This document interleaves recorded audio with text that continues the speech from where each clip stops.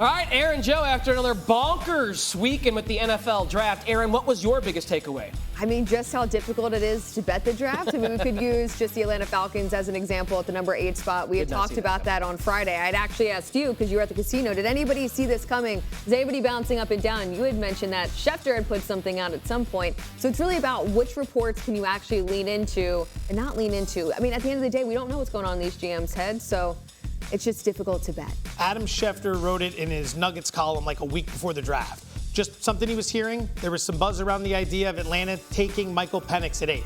Like, very specific. I remember thinking, this can't happen.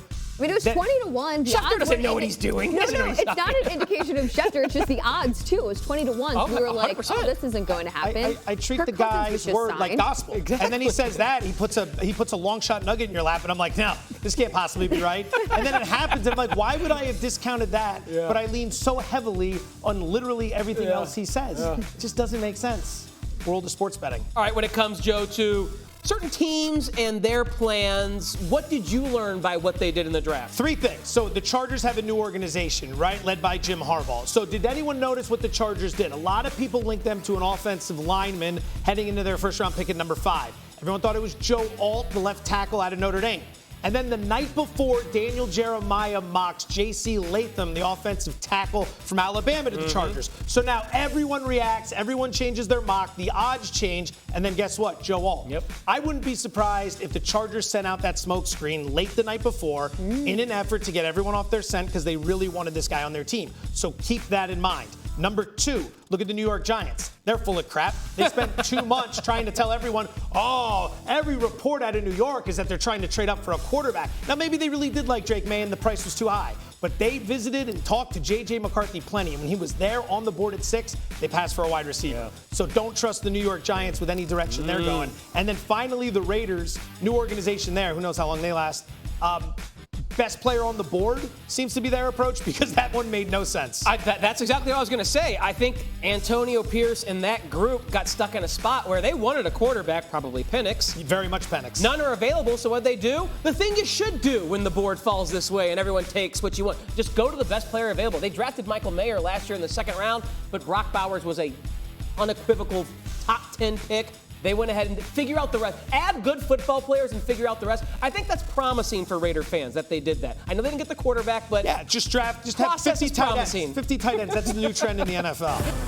How about this NFC North? Could be a fun little division this year. Detroit, defending champs, they open as plus 150 favorites to repeat, but Green Bay a close second at 2-1. Since the draft, however, Detroit's odds got slightly shorter, but Chicago now sits at plus 375. Detroit has not won back-to-back division titles in the Super Bowl era. So Joe and Aaron back on the desk with me. Let's talk about this division, starting with the Bears, who added Caleb Williams at quarterback. Joe, how would you play Chicago in this market right now? First of all, the divisional price adjustment after the draft was the Caleb Williams pick a surprise. Did we get caught off guard by that? And now suddenly that's a big upgrade? I don't know. I'd still play him on the win total. That one hasn't moved very much. It's 8.5. Do we think the Bears are not going to be a team with an above 500 winning percentage? Take a look at this schedule this year. Winnable games against the Panthers, the Cardinals, the Commanders, the Patriots, the Titans, the Seahawks, the Colts, the Jags, and the Vikings. 4 games against the Packers and the Lions, 2 very good teams. I don't see them losing all 4 of those like they would have in the past. This is going to be a top 10 defense conservatively, top 5 defense liberally. See, we can play both sides of the aisle here on this show. Upgraded arsenal on offense. Lots of like all the way around. And ask yourself this every time someone says, well, it's a rookie quarterback in Caleb Williams. True. How far of a downgrade is that from what Justin Fields brought to the table? It was either turnovers or injuries. He could run the ball well. He made some plays, but he wasn't that great. There's a reason he went for a 6th-round pick. So I don't think it's a big fall off at all. Dare I say it might be an upgrade. That is a hot take. That's kind of a hot take. But in terms of the win total, I do like the over as well. The schedule, I mean, you just said how many winnable games that there potentially could be. I know we're going to get the schedule, the actual order of it soon enough. But regardless of that, I mean, Caleb Williams is stepping into a relatively okay situation. I mean, he's going to be able to throw to Keenan Allen, DJ Moore, Rome Odunze. You got Kmet at tight end. DeAndre Swift also can help that offense as well, so he doesn't have to lean or have to do it all himself. But at the same time, I mean, yeah, they should be able to get over 8.5 wins. The division, if you look at all the division odds, this one's the closest right now. Yeah. So Well, it'll be interesting to see how it shakes out. It's going to be an awesome division this year. I would be fading the Lions. I'm not buying the Lions as a favorite. Now, if they were priced, say, around the Packers or the Bears, I would buy them.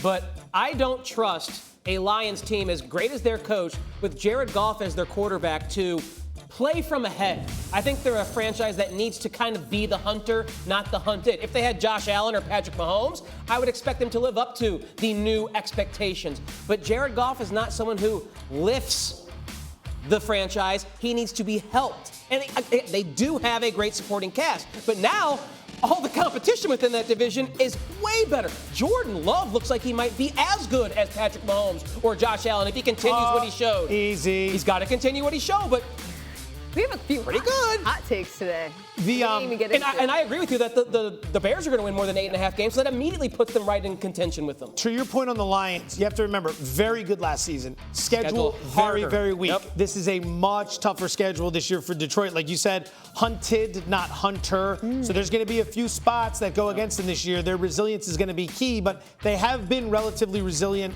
over the last few years. A hot start's going to be important. I don't know if they go worst or first to worst, but I would be betting everyone else. Maybe not. You the have them Vikings. last? No. I don't know if they'll go that far, but First to worst. That's why they're finishing second or third. Who do you like? I would take Green Bay. I would take Green Bay, but Chicago would be my second favorite bet in the division. I'd even bet Minnesota before the Lions at that price.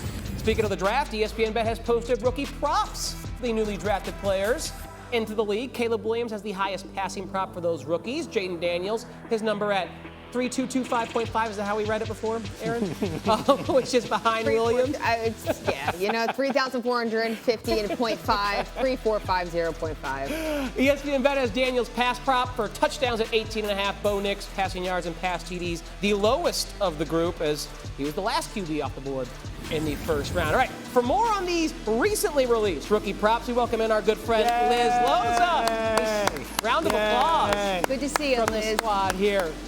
All right, Liz, let's start with the quarterbacks. And Jaden Daniels, the number 2 pick, his yardage prop set at 3,225.5. You think he's able to go over that, or are you kind of fading that number in year one? Oh, well, friend, I am going to have to eat a lot of deep dish pizza to make up for what I'm about to say. Uh-oh. But Jaden Daniels was my favorite quarterback in this year's class. I know, it's wild to think, but I also believe that his landing spot is ripe for production. His playing style is not dissimilar to Kyler Murray's, which works out nicely considering Cliff Kingsbury is the Commanders' new offensive coordinator. Little fun fact, Murray cleared 3,700 passing yards in every healthy season in which he was with Kingsbury in Arizona. Daniels also has the pass-catching weapons available to make this happen. Terry McLaurin is a star. Jahan Dotson should be. My guy, Austin Eckler, well, he has pretty good hands, and I think that Luke McCaffrey can emerge as a nice complement, so I will, yes, take the over on Jaden Daniels' 3225.5 passing yards. All right, we don't all have to make fun of me, guys. Very okay? specific. I didn't read it beforehand, and I saw it, and I'm like, 3425.5. I'm sorry, I couldn't comprehend it. It's like coordinates. Whatever. All right, let's also take a look at another top 10 quarterback, J.J. McCarthy. His passing touchdowns has been set at 20.5. He's got some good targets there. What do you see happening in Minnesota? Yeah, I just want to remind all of my friends in the Midwest that I am committed to staying pop over soda, even if I'm taking the under on this prop. You guys, we don't know when J.J. McCarthy is going to start. Like, I get that Minnesota traded up for him, and yes, Sam Darnold has a proclivity towards paranormal activity, but McCarthy has never captained a high-volume passing offense. Plus, he won't have T.J. Hawkinson, a prime red zone target, at his immediate avail. And I'm sorry, but you cannot trust Aaron Jones to stay healthy. So I think we need to manage some expectations here and take the under. The first time I've ever said, look side eyes at Liz. She's a pop person. I'm a soda guy. Say soda. Aren't you from the Midwest? Yeah. Oh. It's soda. It's the same. You're saying the names? Yeah. If you're from the South, you say Coke. What kind of Coke would you like? Oh, I'd like a Pepsi. I'm a soda guy. All right, let's talk pass catchers. Brock Bowers, We don't how have about that that issue on the East. surprise pick to the Raiders? 675.5 passing yards. Now, that's a tricky situation because who's throwing him the football in Vegas? But we know he's a great talent. So over under that number for the Georgia tight end.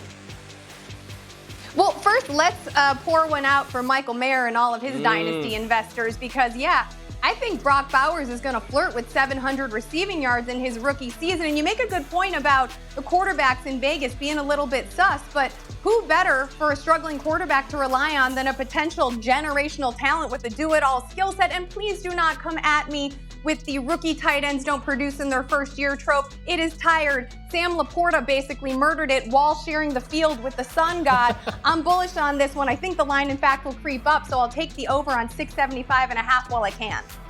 The one and only Liz Loza, who we love here on ESPN Bet Live. Thank you so much for dropping by, Liz.